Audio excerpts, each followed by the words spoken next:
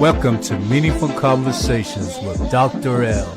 This is a Savage Bull Entertainment production.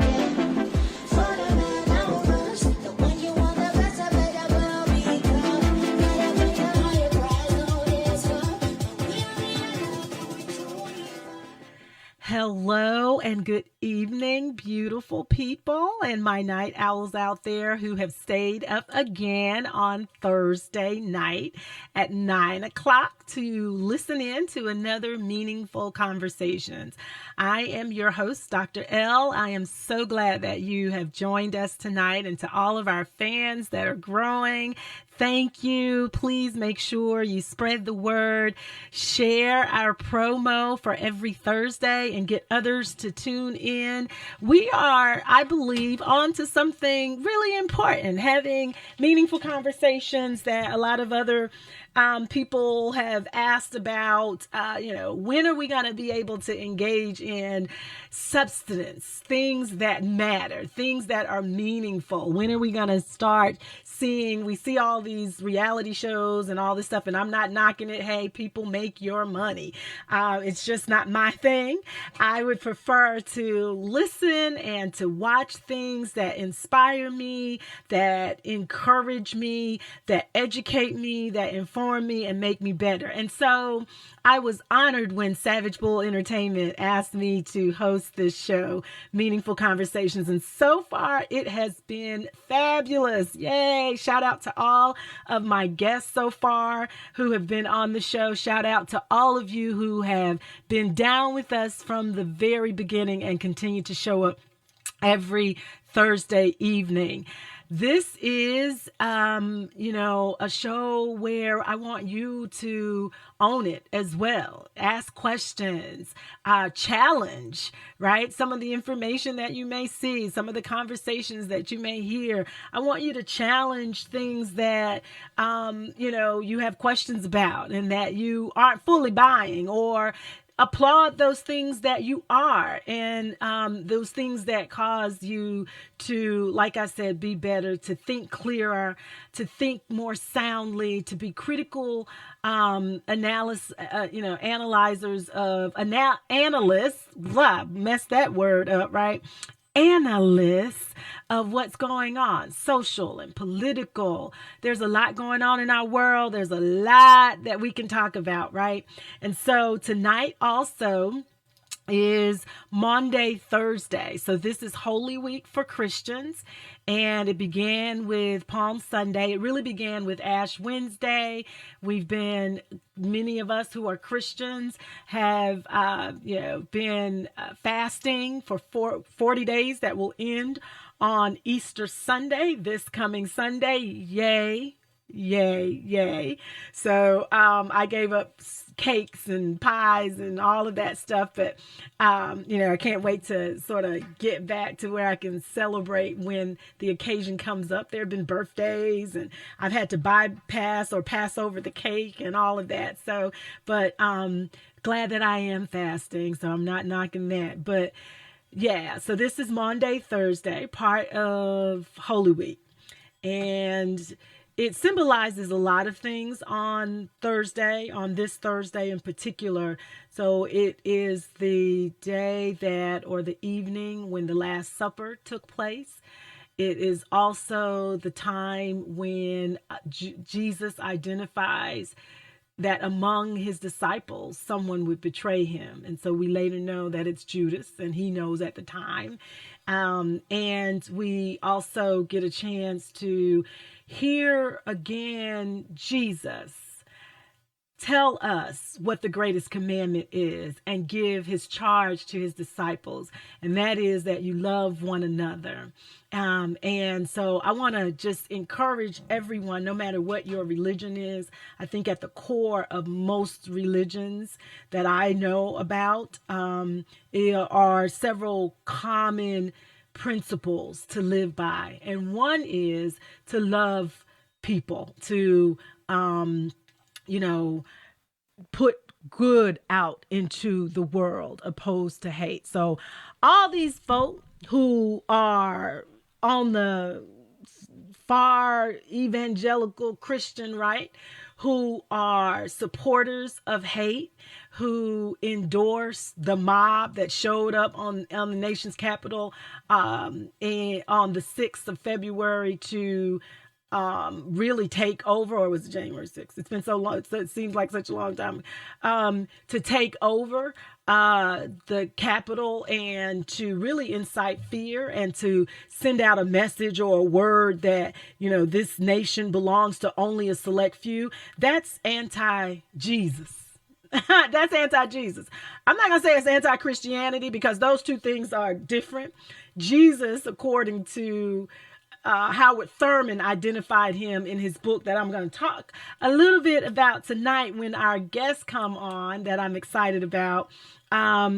Jesus and the Disinherited. Howard Thurman wrote that seminal work, but he identifies Jesus as the poor Jew. And we do have to remember Jesus was a Jew. He practiced the Jewish faith.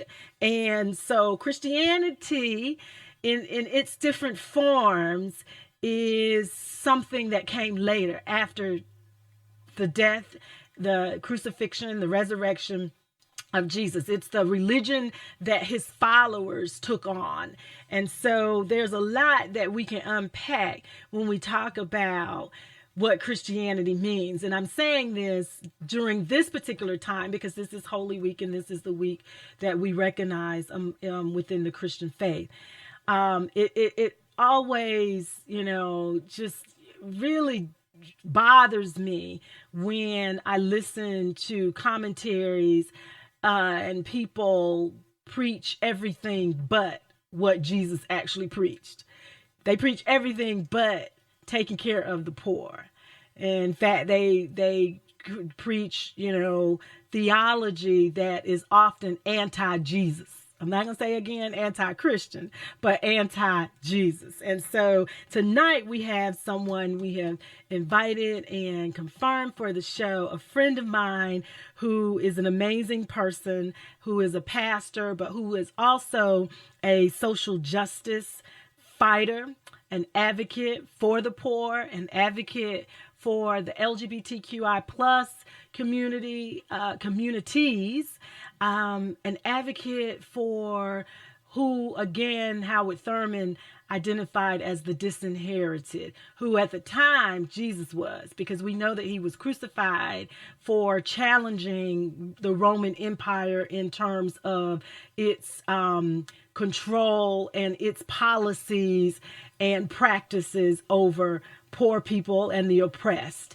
And so I am excited to have her on tonight. And we're not going to talk religion all night, but what we are going to try and do is, let's have a conversation. Let's have a conversation, right? When you hear ministers and preachers, do you feel are you moved in any kind of way to say, yeah, that's what Jesus would do? Remember those bracelets people were wearing some years ago, WWJD, what would Jesus do? And what's so interesting about that, speaking of those people who get on my last nerve, they just do something to me because everything that comes out of their mouth is anti-Jesus. Like I said, somebody had the nerve to be on a talk show once and had everything. What would Jesus do? Right. And everything that she was saying, she was anti-woman's right to choose. She was anti-giving, expanding Medicaid. She was anti, all these things. And then I began to think, now I've read the Bible from Genesis to Revelation. And I began to think, where in the world is she getting this theology? How is she translating this as Christianity? And so tonight I wanted to have a conversation, a meaningful conversation about Jesus and as a social justice minister. And that's what I see him as, Jesus the Christ, as a social justice minister, who challenged the status quo, who challenged the government of his era because of a lot of things that we're seeing, I think, similar to what we're seeing in our society today. And so we're going to have this conversation as soon as our wonderful guest joins us today, the fabulous Nancy Petty. But in the meantime and in between time, I want to sort of go down a few news stories today. And the first one I want to talk about is something that I started out strong, y'all. I started out saying I'm going to force myself to watch court TV and the trial, the trial, the Chauvin trial. And I got to tell you, I haven't been able to do it. A lot of what I think the defense is building up is so disturbing. One trying to make the case about George Floyd's character, trying to make the case about everything but what the whole world saw, everybody who saw the video. And I've been impressed by what I've heard today. I didn't watch it today, but I've been impressed by what I heard in terms of the people who were called to testify in the case today, and particularly the firefighters, the chief firemen and others who came to the scene, EMS workers. And what struck me, y'all, about this, and after I heard it, I was like, you know what? The prosecution should say, we rest our case. What struck me about what I heard about the testimony today was the EMS folk were saying, when we got there and was ready to treat this man, to, give him CPR or whatever was necessary, we had to tell Chauvin to take his darn knee off his neck. And I could not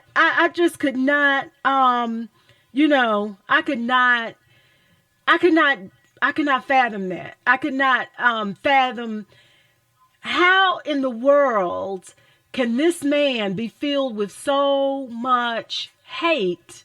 Speaking of hate, love your enemies. That was one of Jesus's core messages. Pray for those who spitefully misuse you. Bless those who curse you, right?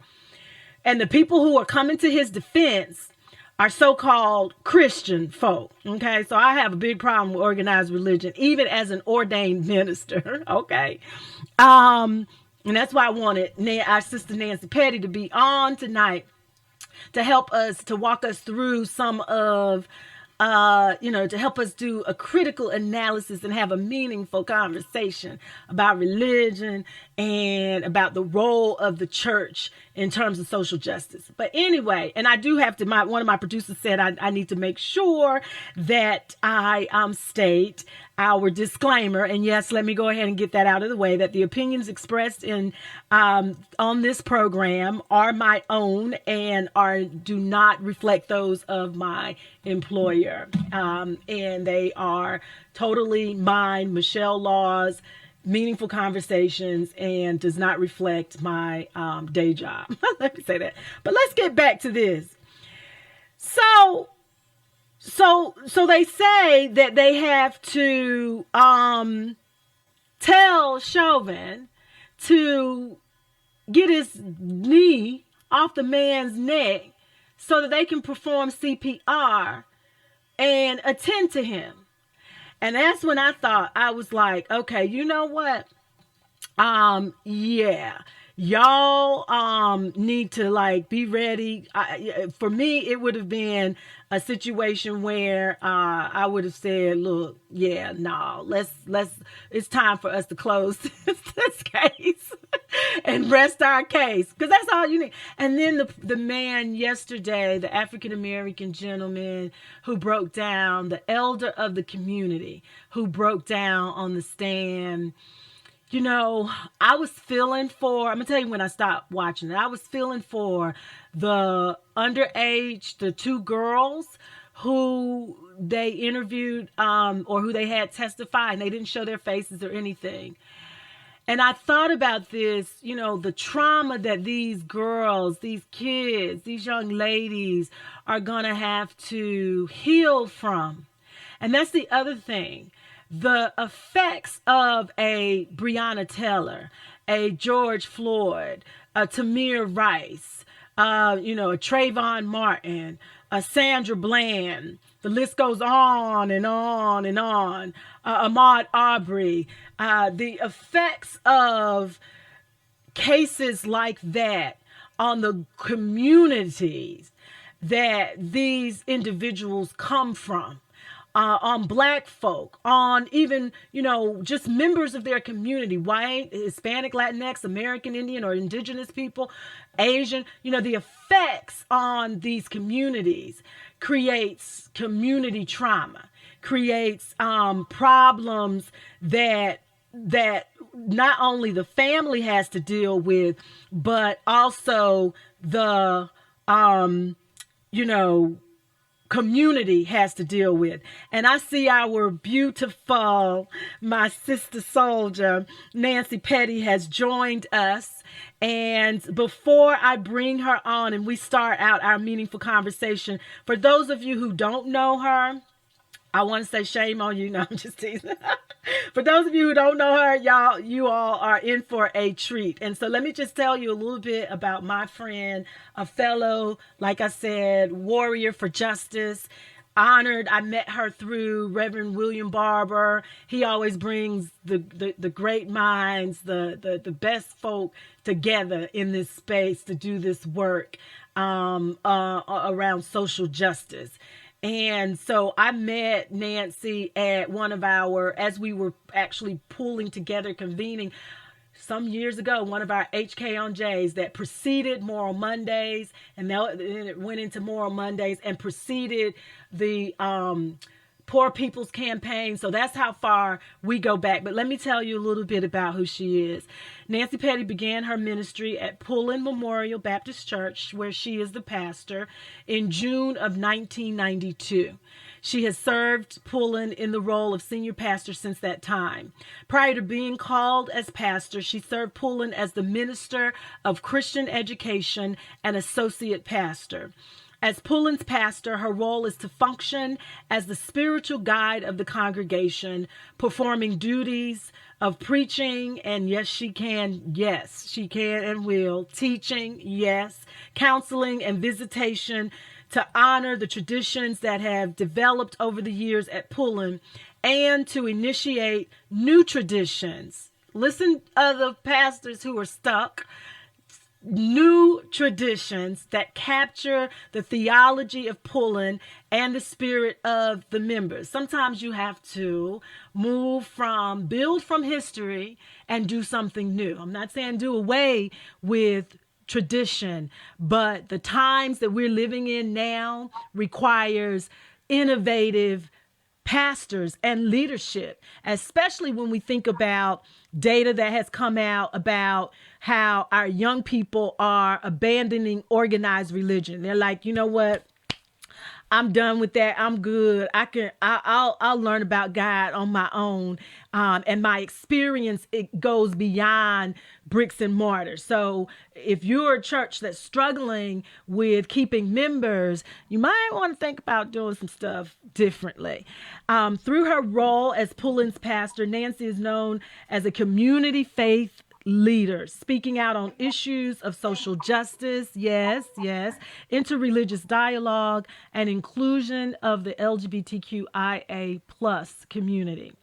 She is chair of the board of Repairers of the Breach, a nonprofit organization that seeks to build a moral agenda rooted in a framework that uplifts our deepest moral and constitutional values to redeem the heart and soul of our country. She is a contributor to several books written on the Moral Monday movement in North Carolina, has been interviewed several times on Frank Stasio's the state of things at which is WNC. Nancy's ministry has been recognized by the following awards: 2001 W.W. Finlater Award, Wake County ACLU Women of Influence Humanitarian Award, Hannah Keith as 2014 NAACP Minister of the Year Award, Human Relations Commission City of Raleigh Award, Champions for Children, North Carolina Foundation Public School Children Awards, Neighbor to Neighbor Award, Asalam Islamic Center Award. List goes on and on. She is married to Carla Oakley. Carla works in education reform and is often traveling with her work. They have 2 daughters, Jasmine and Nora, 2 cats, Tasha and Leo, and 1 spoiled Cavalier King Charles Spaniel, Lewis. When asked what people should know about her, actually, I'm going to ask her. I don't want to read that because that is a question that we always ask our guests starting out. So my friend, hey, how you doing tonight?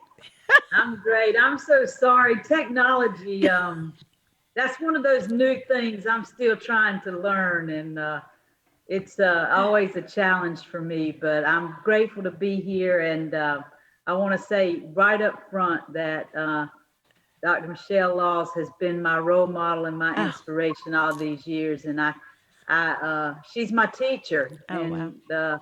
I needed a lot of teaching back in those early days, and you were there to teach me. And so I'm deeply, deeply grateful. Oh, bless you. Thank you. That means a lot. That just, don't make me cry on here because I put on some fake lashes tonight for you. So,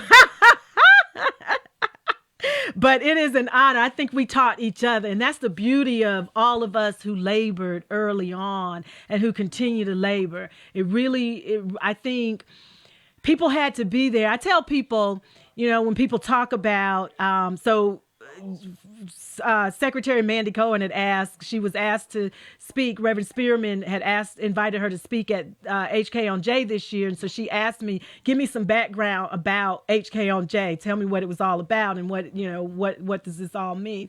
And I always tell people, you got to be there. The virtual stuff is good, but you had to be there, especially during those early years and even now, and seeing it as it manifested and morphed into Moral Mondays, and now a lot of that work and that energy has transpired and gone over into the work that the Repairs of the Breach is doing and the Poor People's Campaign. But I tell people it was a synergy of souls that were whose moral compasses were calibrated in the same way, and God, it's just special. It reminded me also when my husband and I went to Obama's first presidential inaugural stuff, the balls and all that. And I said, to be out there on the National Mall that time, you can't even explain it. And I feel that way about you and so many others who've just been laboring for social justice for a long time, believing that the moral arc of the universe is indeed long, but it bends towards justice, and believing that. So I want people first, before we get into some questions, to sort of unpack some of that. I think it's important. I talked a little bit about Maundy Thursday and, the fact that it was the Last Supper, but it was also Jesus identified and said that we are to gave the commandment to love one another, and also identified that he would be betrayed by friends. And so we're going to unpack some of that, talk a little bit about Howard Thurman, but tell people, how do you describe yourself? Who is Nancy Petty? I could have read it from your bio, but I want you to just tell our listening audience tonight. Wow. Who is Nancy Petty? Well, I think, for me, well, first of all, I'm a girl from the South. I grew up in the western part of the state. We couldn't tell. We thought that was a New York accent. I have lived in North Carolina my whole life, except for a stint when I was in Chicago doing my doctorate work. But I am a North Carolinian. Grew up in a home that was a place of faith. My father's a deeply committed person of faith. Grew up Baptist. That's been my heritage. But I think all of those things are a part of me. But probably what defines me most is someone who believes in building relationships. Yes. To make a difference in the world, and that's been what I've tried to do my whole life, is put myself in places and in positions where I can build relationships, to work with others, to live out my faith in the world. And the institutional church has been and is an important place for me, and I still believe in the institutional church, and I believe it has a role in society and in the community. And I think maybe we'll get into this a little bit later, Dr. Laws, but I believe that if the church could get back to its mission, those young people wouldn't be leaving. If we'd stop playing church and really be church, I think those young people would want to participate more than what they are right now. But we get so caught up within the institutional church of kind of playing church and wanting the power and all of that the young people today aren't interested in that. They're interested in making a difference in the world. Yeah. And so, but yeah, I think for me, to be a person who builds relationships for the common good, across all faiths, is kind of my purpose. Yeah. And you do that so well. You do it in a way that you do it in a way that gets right to the humanity of folk, right? I've seen you move in places and with this freedom and this authenticity and this transparency that draws people to you. I certainly was. And I think that's what the young people want. They want you to be authentic. They want you to be transparent, right? So, I grew up Pentecostal and then later moved into the Baptist denomination.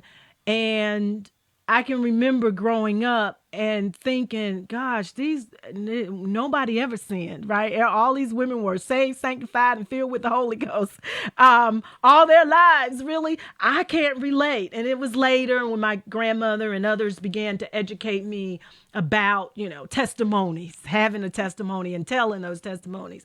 But you are unapologetically you. Authentic, and that comes through, and that spirit and that truth comes through, and it draws people to you. Speaking of I think we can go into some of that about the church stop playing church, but this is Holy Week, and it means a lot and different things to different people. Right. I am often doing a critical analysis of the church from as a sociologist, which was my master's. My doctorate is in social and behavioral science. So let's talk about some of the lessons from this week, some of the lessons from today, some of the lessons leading up to Christianity that we can center in a discussion about social justice. So what would your sermon highlights be if you had to deliver a message to a social justice crowd about Maundy, Thursday, about Good Friday, and about Resurrection Sunday? Yeah. So I think for this Maundy, Thursday, I'm getting some feedback. Is there a way to? Yeah, they're working on it. I see them working on it in there. I'm not sure. Are you still getting it? Yeah, I hear myself seconds after I talk.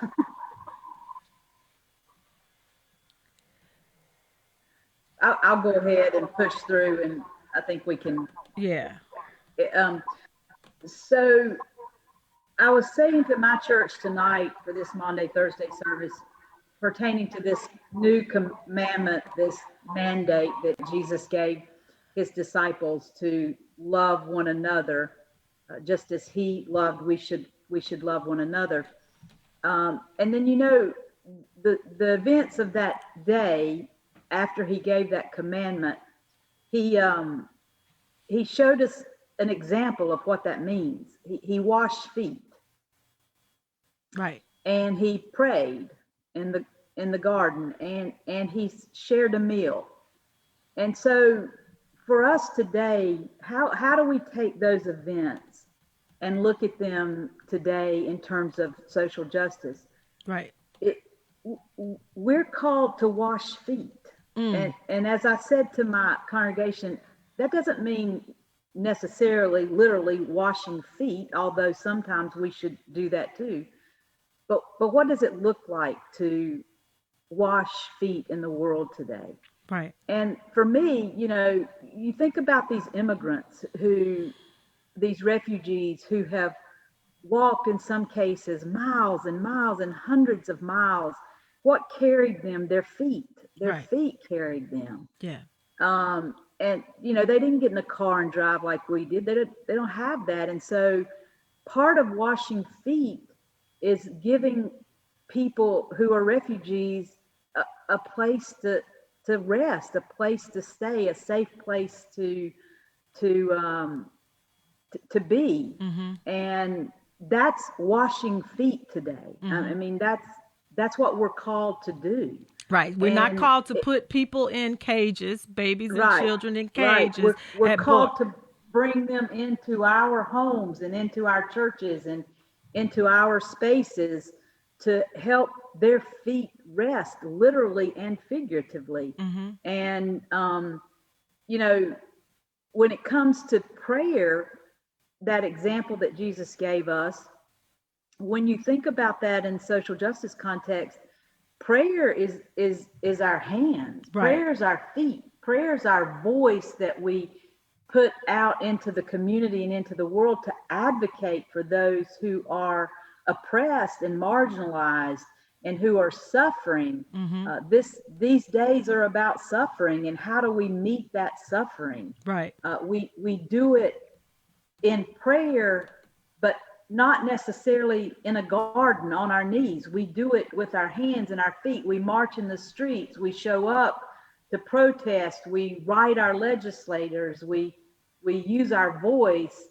And then that last example that Jesus gave of that new commandment, that mandate to love one another, is we've got to, in this movement, social justice movement, we've got to bring people to the table. We can't be doing the social gospel Right. if we're not welcoming everyone Right. to the table. Right. And it doesn't matter who you love or what your denomination is or where you live or where you went to school or anything like that. We're all equal at the table. That's There's right. nobody better than anybody else at the table. The disciples argued over that. Right. Who's going to get to sit at the right? Who's going to get, but Yeah. But at God's table, and what Jesus was trying to say to us is everybody's welcome. And that's what the movement has to be about. Right. That's right. I was trying to signal my I can't hear you now. You can't You're hear on me? mute. Okay.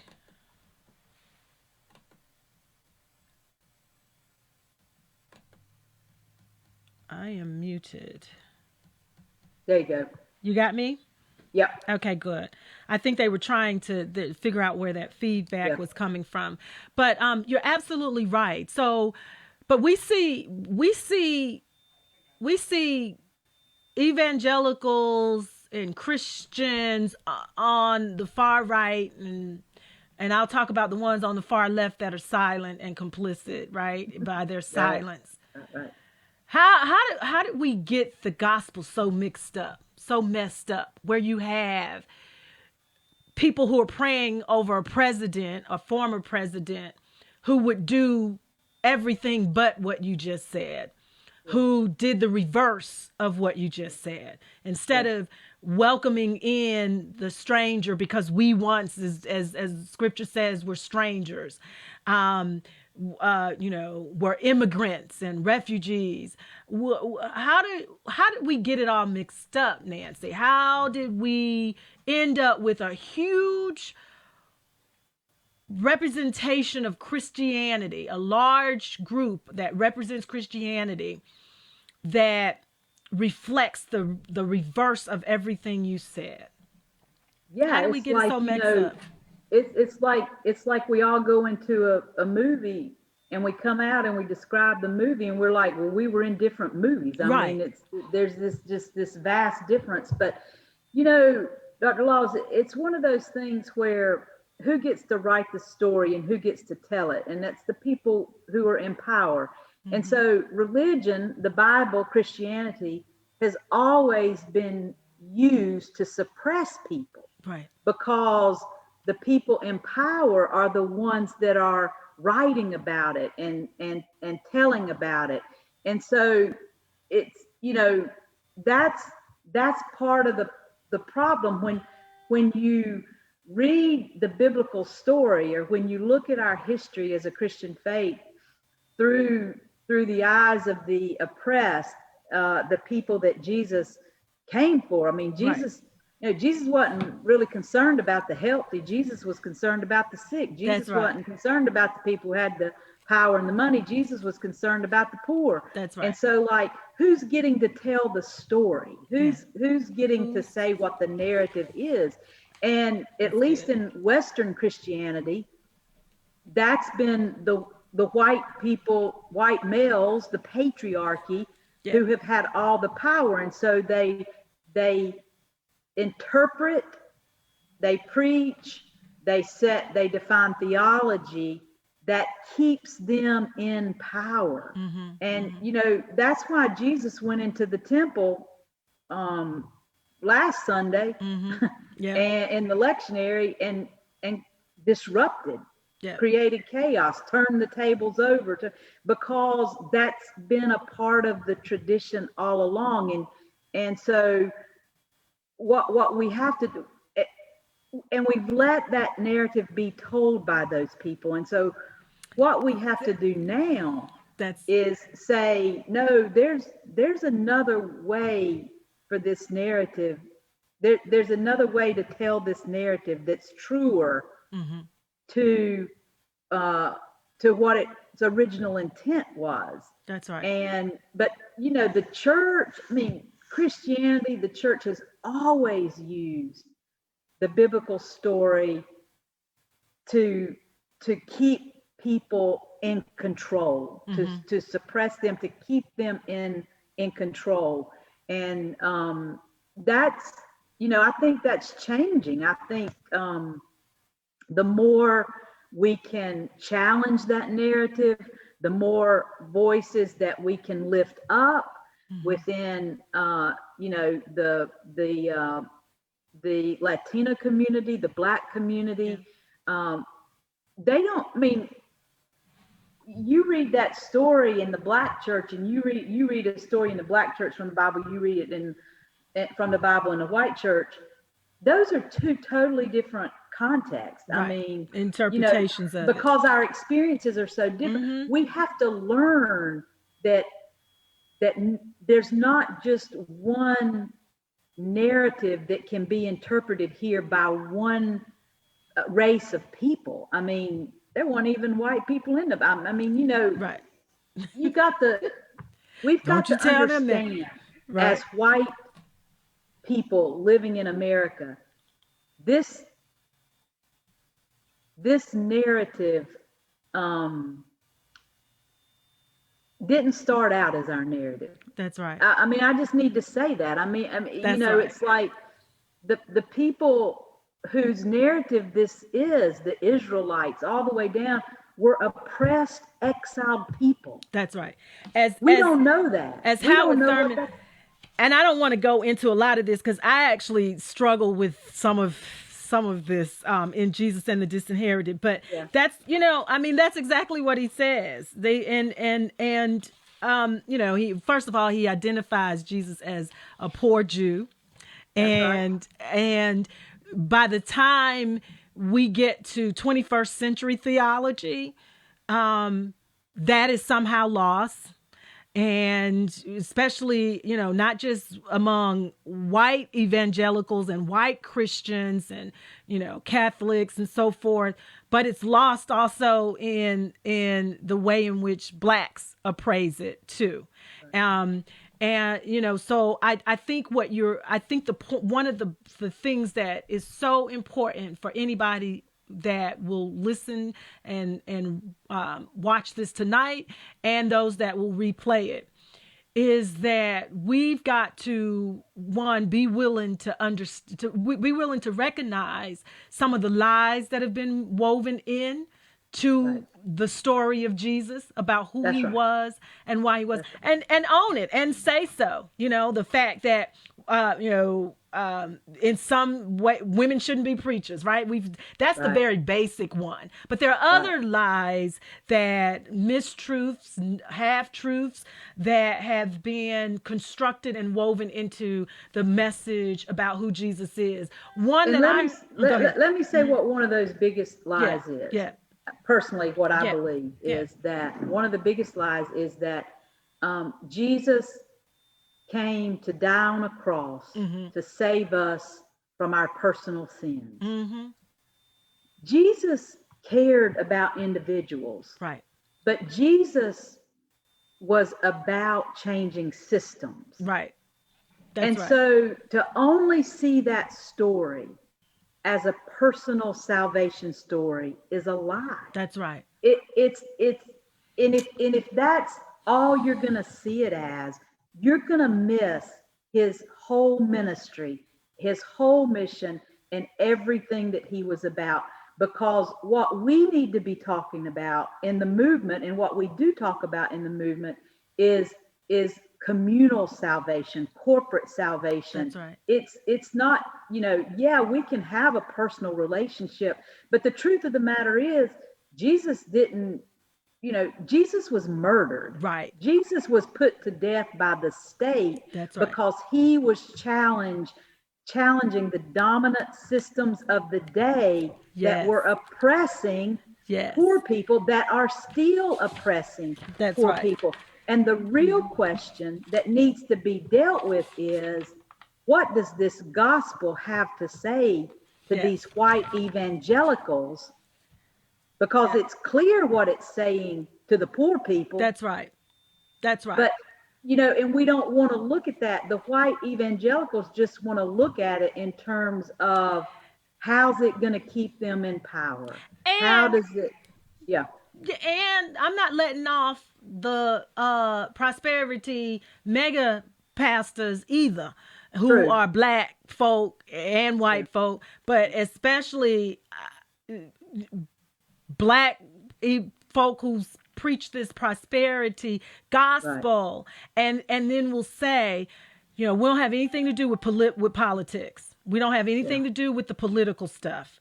Why is that so wrong? Why is that all messed up? Give us some scriptures why is that all messed up? That it's not, that the church is only about the personal salvation, and it is not about, corporate salvation, right? It's not about community. So why is all that messed up? Why are the ones who say, no, it's about, prosperity of the pastors, most of them? It kills me. It gets me when you go into some of these areas where these mega prosperity ministers are, and they're flying out on private jets, but many of their congregations are barely holding on to housing, if they have housing, are barely able to put food on the table because they're working at a wage level that requires that they have 2 or 3 jobs just to pay rent, forget food, forget medicine, or they're living in a state like ours that refuse to expand Medicaid and provide health care. Give me some scriptures. Why is that thinking so off base as to who Jesus was? Well, part of it is the way we as a society have defined success. And that's what looks like success, the way we have defined it. But Jesus said, those who want to save their life must lose their life. And Jesus said that you got to take up your cross and follow me. And the way Jesus defined success was in giving oneself to something else. And I think the way our society defines success is you show that by what you've been able to achieve or gain or get, whereas the gospel message is about letting go. It's everything that Jesus talked about was about letting go. That's right. Losing life, denying self. Give your coat if you've got two. Give one to somebody who doesn't. Everything he taught was countercultural to how we see success. But people want to look successful because that's how we've defined it in here, is by being able to Material be blessed things. financially, Right. to be able to have the right car or the right house. Right. And the other thing I want to point out too, Dr. Laws, is we Please have call me become, Michelle. we have become in the church, and this is evangelicals, this is the white church, this is the black church. We've got so focused on sin, that's all some of these churches can think about, That's right. and telling people how they're sinning. That's right. And if you don't do this, you'll be blessed, or if you do this, you won't. God's not going to bless you. And again, I want to come back to this notion of sin. Jesus didn't talk about sin in terms of this kind of personal sin. I mean, Jesus, did meet the woman at the well and say, "Go and sin no more." I mean, there are those passages. But he also said, "He who is without sin cast the first stone." Right. But his focus was on this corporate communal sin. That's right. And how the dominant systems of the day, kept people oppressed and poor, and that was the sin that Jesus was most concerned about.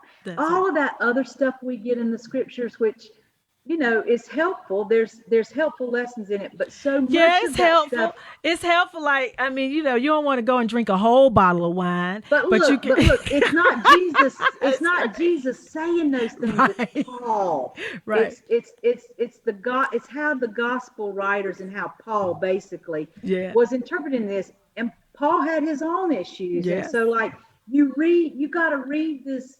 You got to read this sacred book, and it is sacred. It's holy. It is a lamp unto our feet. It is a lamp. Right. It is. It lights our path. But you got to do your work. Yeah. You've got to do your work to understand what it's saying. And Jesus, his life was about a social gospel that brought people into the commonwealth of God's kingdom. And it wasn't about, you can't come in because you've sinned here, you've done this, whatever it is that is the litmus test of the day for whatever church is saying that. Yeah. But you can't, we've got all of this stuff around, salvation means wholeness. It means how do we help people become whole individuals? That's right. Not perfect individuals. That's right. But whole individuals. And you can't preach salvation if you've got your, I hope this is not inappropriate, if you've got your knee on somebody's neck, constantly telling them Right. how bad they are, how wrong they are, that something's wrong with them, you know, you can't do that. You've got to work together to help people understand that what this narrative is about Yeah.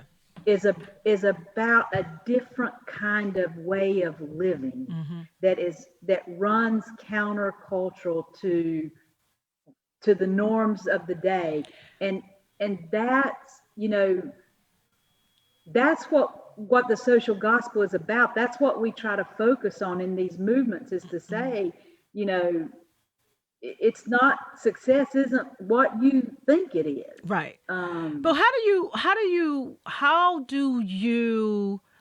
on the one hand, I understand and agree that has to be the message in terms of for our society, for the norms, our, you know, mores, all of the things that has to be the global message, right? That people, we shouldn't, you know, this isn't a measure of success it isn't a measure of success by how much money's in your bank account, where you live, what car you drive, you know, all of the access to influence and power that you have. But how do you then, though, make the case that poor folk deserve to have a decent home?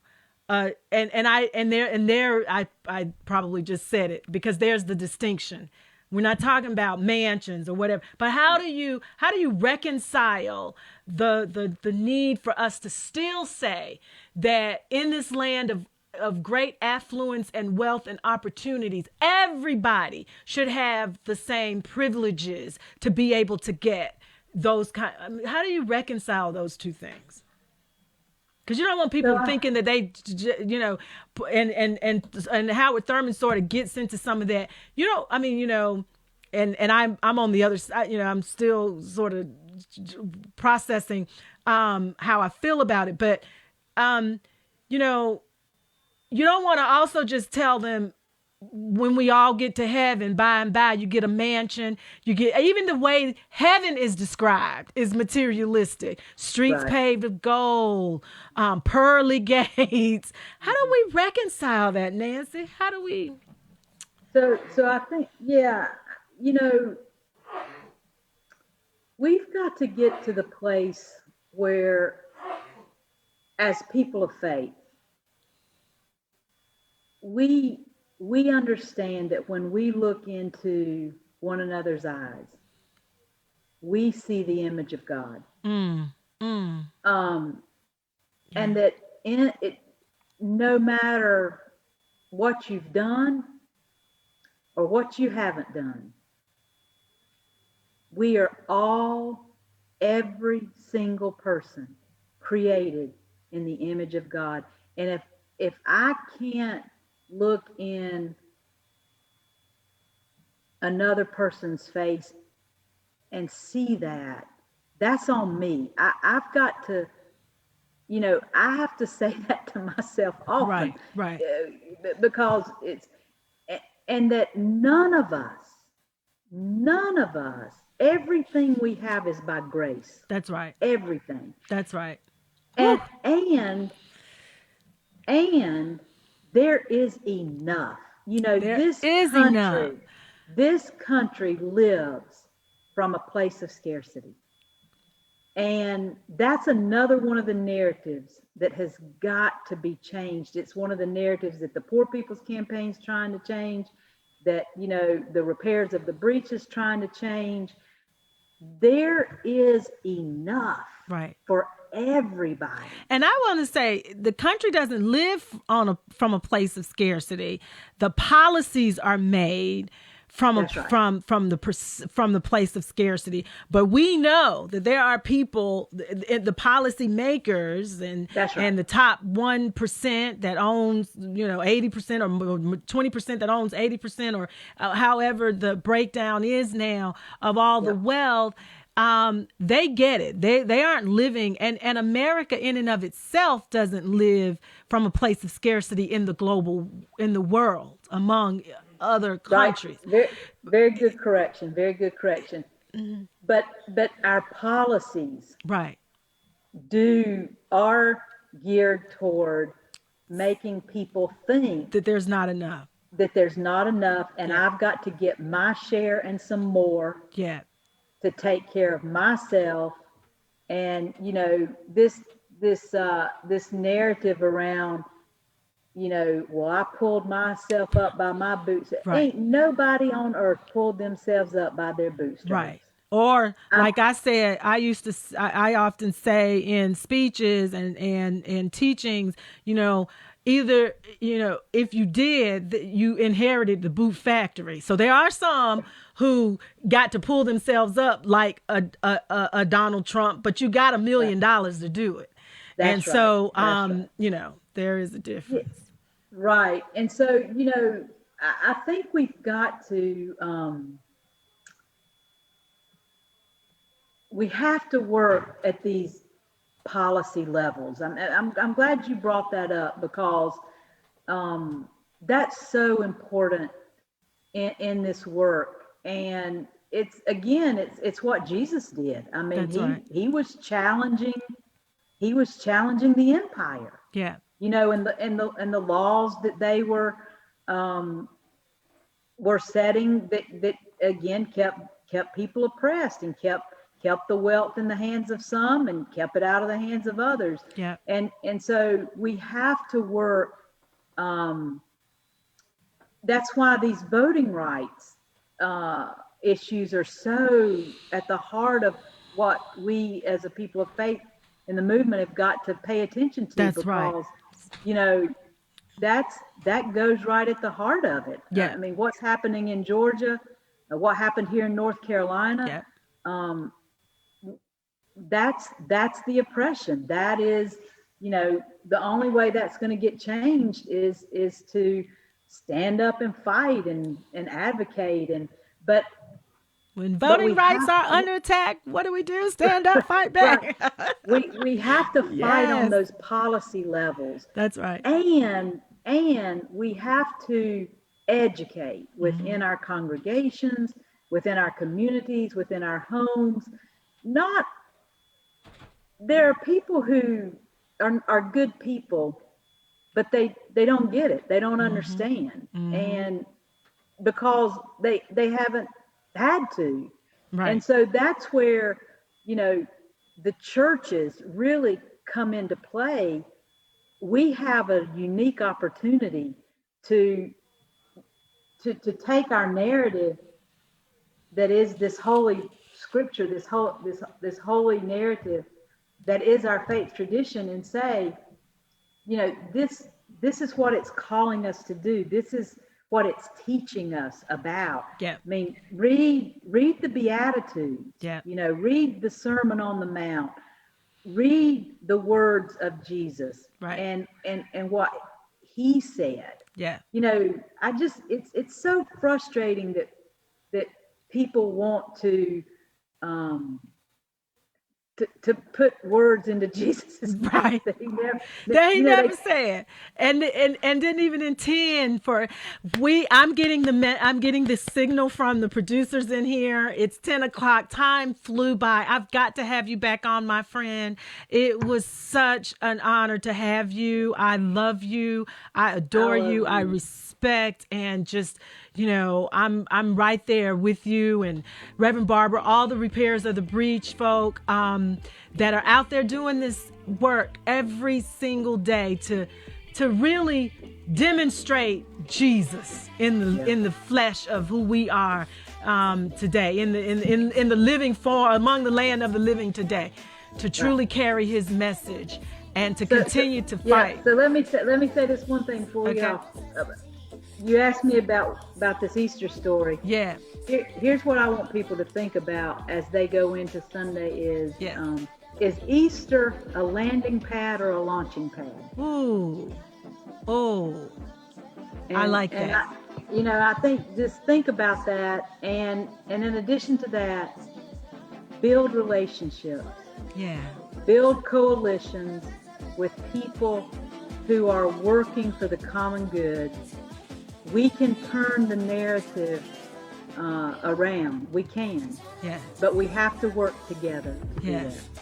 Thank you so much, my sister. Thank you. I love you. Love Powerful you. words to end on. Thank you, everybody, for tuning in to another segment of Meaningful Conversations. Thank you, thank you, thank you. Remember, every Thursday at 9 o'clock, this is where the conversations take place that leave us better, wiser, more informed, stronger, and in the words of Nancy Petty, able to build community and relationships with others. And that's where I think our true salvation is. Peace and blessings. Love you all. Take care of yourselves and each other. There is a revolution. Soon there will no longer be pollution. Shining by the